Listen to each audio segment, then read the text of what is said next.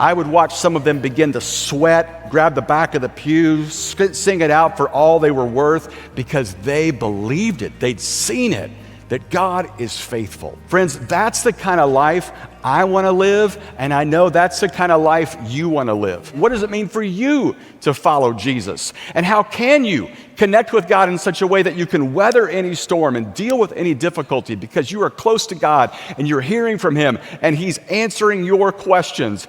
How do we do that? That's what we're going to deal with today. The next week, we're going to wrap it all up with talking about how are we helping people and what does that look like. Let me give you this quote here that I just think sums up everything today. Dr. Crawford Loritz, a pastor in Atlanta, is legendary, says it this way: when you're born, you look like your parents. When you die, you look like your decisions. Isn't that sobering right there? I mean, you've been to some funerals where you know people's decisions, right? You just look at them. That's true with every single one of us. And here's what the Apostle Paul says after he spent years following Jesus. He sums it up this way.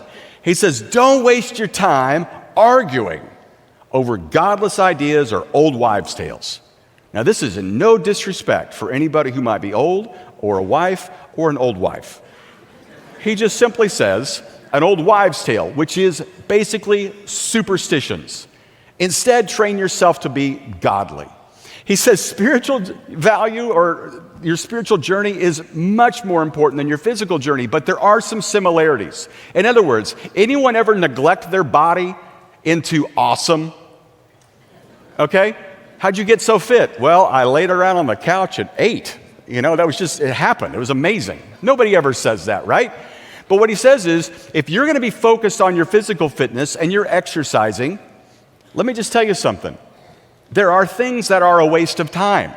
We've seen them. We've seen the infomercials. It used to be on late at night. Now it's on Instagram 24/7. If you just buy this product, you can lose weight while you sleep. Remember that one? You hook those electrodes up to your abs and you go to sleep and you wake up looking like Thor. That was the thing they were selling.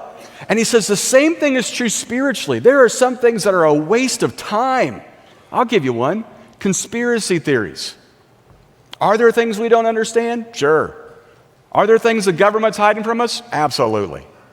But if we spend all our time on that, if we spend all our time on if Revelation means America and when are the end times and all that, we're missing out on what matters most. He says, don't get wrapped up in that. Is it interesting? Sure. But it's not that important and it's not essential. And then he says this: physical training is of some value, but training for godliness is much better, promising benefits in this life and in the life to come. In other words, for all of us fitness freaks in the room, can I just tell you this? Time and gravity are not your friend. Father Time is undefeated. And I don't care how much you work it out and stretch it and eat kale and take all the vitamins, guess what? You're going to die. And before you die, you're going to sag. Okay? So there you go. Happy Sunday, everybody. Aren't you glad you came to church? Now, should we be good stewards of our bodies? 100%. But is it of eternal value? No. It's of some value, which means for those of us that spend hours a day, every day, working out, but 15 minutes reading our Bible on a Sunday, we're missing it. For those of us obsessing about how we look, but spend about 10 minutes praying in a given week, you're missing it. He says, I want you to train yourself to be godly because that's what matters most. And you know it. You ever met an 80-year-old that's just mean? You don't want to be around them. You don't want your kids around them. They didn't get that way overnight. That is a series of decisions that led them into bitterness and apathy and anger. But then have you ever met that person that's 80 years old and is just as sweet as can be? There's a bunch of them around here. And you get to know them and you're like, I don't know how to do this, but I want you to be my grandma, okay?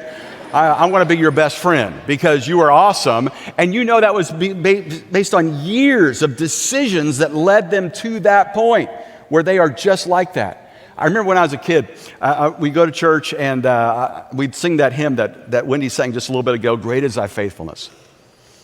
And I would start looking around the room at everybody with white hair. because they sang it different than everybody else. Because they'd lived through some difficulties. They discovered that God is faithful. And they began to sing it with such gusto, it was like a workout for them. I would watch some of them begin to sweat, grab the back of the pew, sing it out for all they were worth, because they believed it. They'd seen it, that God is faithful. Friends, that's the kind of life I want to live, and I know that's the kind of life you want to live, to where you're able to look back and see, look how faithful God has been. Look at what God has done in my life. And I want you to make those decisions now so you can reap that future later.